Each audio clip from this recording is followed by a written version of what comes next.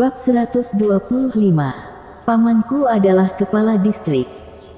Telapak tangan pemuda berambut hijau seketika dipaku ke atas meja. Dia pertama tertegun sejenak, sampai melihat cairan merah segar mengalir keluar. Dia baru tiba-tiba tersadar, selanjutnya merasakan sebuah rasa sakit yang sangat hebat. Sialan, bajingan, berani menusuk tanganku, bunuh dia. Ah! Ekspresi wajah pemuda berambut hijau bercampur rasa kesakitan dan marah, meraung keras, seketika mengagetkan beberapa pemuda di sebelahnya yang masih berada dalam keadaan bengong. Perang, perang. Mereka memecahkan botol bir hampir pada saat bersamaan, setiap orang memegang satu, dengan marah menunjuk ke arah Louis Lu. Aku lihat siapa dari kalian yang berani main tangan. Saat mereka bersiap bergerak, tiba-tiba terdengar sebuah seruan berwibawa. Selanjutnya melihat Yosef yang berjalan mendekat ke arah mereka, ekspresi mereka serius. Yosef yang awalnya minum hingga pening, namun segera mengeluarkan keringat karena terkejut karena keributan ini. Alkohol di dalam tubuhnya juga menguap tidak sedikit. Biasanya sikapnya santai, namun saat ini begitu marah. Tubuhnya dengan alami mengeluarkan sebuah wibawa penguasa. Beberapa pemuda itu dibuat kaget, memegang botol alkohol yang pecah tidak berani bergerak. Si rambut hijau berkata marah, "Kalian bajingan ini sedang apa? Diam saja, hajar mereka, pamanku adalah kepala distrik, bila terjadi sesuatu akan membantu kita, kalian takut apa?" Kepala distrik, sungguh hebat. Kamu segera telepon suruh pamanmu datang, aku ingin melihat bagaimana dia membantu kalian. Yosef yang sangat marah, seorang kepala distrik saja, tak disangka begitu berani, memanjakan seorang keponakan yang arogan seperti ini. Apa tidak ada hukum? Melihat Yosef yang begitu hebat, bahkan tidak takut pada kepala distrik, mereka semakin takut. Botol alkohol dipegang di tangan, namun tidak berani main tangan, membuat si rambut hijau marah dan langsung memaki mereka pengecut. Ini juga tidak dapat menyalahkan mereka. Mereka orang-orang ini kelihatannya arogan, sebenarnya yang benar-benar berani hanya si rambut hijau seorang. Dulu saat mereka mengikuti si rambut hijau, asal si rambut hijau mengatakan pamannya adalah seorang kepala distrik, orang-orang yang ditindas mereka itu segera takut.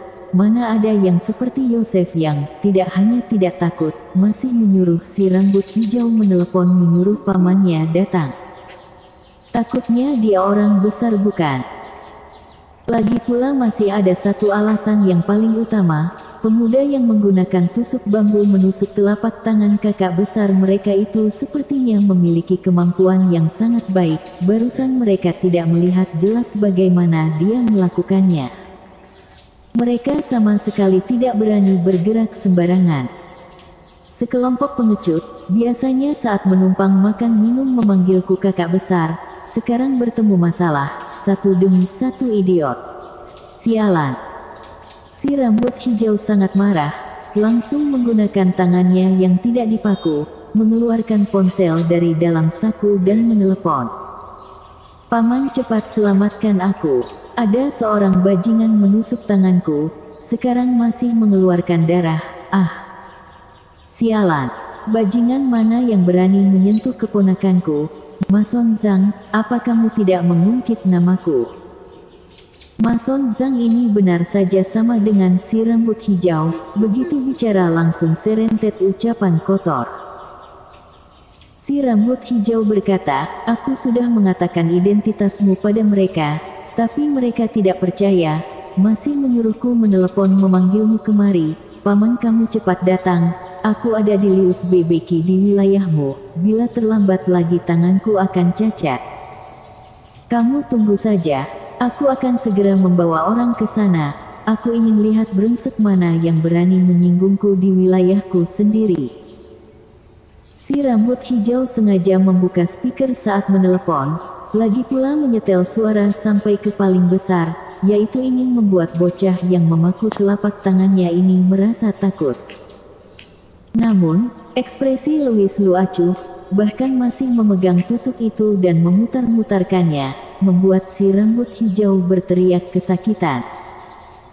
Pemilik toko berkata khawatir, "Adik, terima kasih kamu membantuku, tapi kita tidak dapat melawan mereka.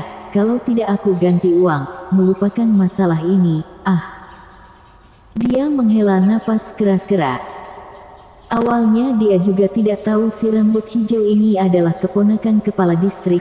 Sampai mendengar suara di dalam telepon barusan, dia tahu si rambut hijau tidak menggertak.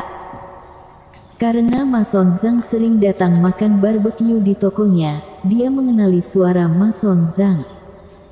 Si rambut hijau berkata arogan, "Ganti rugi. Mimpi. Hari ini aku akan memasukkan bocah ini ke dalam penjara," membantunya membuka mata. Louis Lu kembali mencengkram telapak tangannya yang ditusukkan sebatang tusuk bambu, darah segar bercipratan, pemandangan sangat menakutkan. Yosef yang tertawa dingin berkata, "Benar, ini bukan masalah ganti rugi." Pemilik toko tak berdaya, dalam hati berpikir nyali dua orang ini terlalu besar. Melalui kekacauan ini, toko barbeque-nya mungkin tidak dapat berjalan lagi. Namun bagaimanapun mereka juga melakukan ini demi membantu dirinya. Pemilik toko tentu saja tidak enak menyalahkan. Tidak lama kemudian, dua mobil polisi mendekat, berhenti di pintu toko barbeque. Selanjutnya turun beberapa polisi dengan aura galak, yang memimpin adalah kepala distrik, Mason Zhang. Melihat Mason Zhang, si rambut hijau segera berseru gembira, "Paman, cepat. Cepat tolong aku, tanganku hampir tidak tahan lagi." Melihat telapak tangan keponakannya dipaku di atas meja, di atas tanah menetes menjadi genangan darah, Mason Zhang seketika marah, mencengkram tongkat polisi berjalan cepat ke arah Louis Lu, dengan wajah muram berkata, "Bocah, masih tidak cepat lepaskan keponakanku, apa kamu cari mati?" Seorang kepala distrik, siapa yang memberimu nyali memamerkan kekuasaan? Saat Mason Zhang bersiap maju mewakili keponakannya, tiba-tiba terdengar sebuah dengusan dingin di sebelah. Mason Zhang seketika melotot ke arah sana, namun detik berikutnya dia hampir saja kencing di celana. Gubernur. Mason Zhang bagaimana mungkin tidak mengenali Yosef yang, di saat melihatnya, dia dibuat gemetar ketakutan, wajahnya sangat pucat. Gubernur. Sedangkan penonton yang menonton di sekitar, termasuk pemilik toko barbeque, juga tertegun saat mendengar kata gubernur ini. Pria parubaya dengan aura menganggungkan ini adalah gubernur. Gubernur datang makan barbeque di toko barbeque pinggir jalan seperti ini. Ini terlalu membuat orang sulit percaya. Namun tidak peduli mereka percaya atau tidak, kenyataannya adalah setelah Mason Zhang melihat Yosef yang, dia seperti tiba-tiba kejang, melesat maju mencengkram si rambut hijau lalu seketika memaki, "Sialan. Kamu mencelakaiku, hari ini bila aku tidak membunuhmu, aku tidak bermarga." Zhang bersambung.